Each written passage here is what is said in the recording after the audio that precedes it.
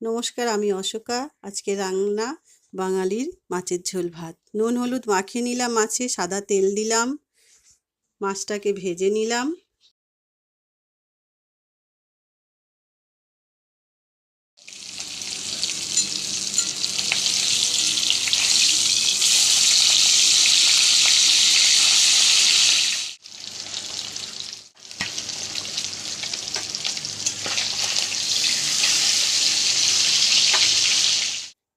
মাছের তেলে কালো জিরে ফোড়ন দিলাম, আলু দিয়ে দিলাম,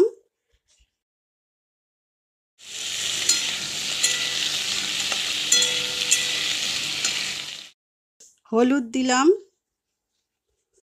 নুন দিলাম, আদা জিরে বাটা দিলাম,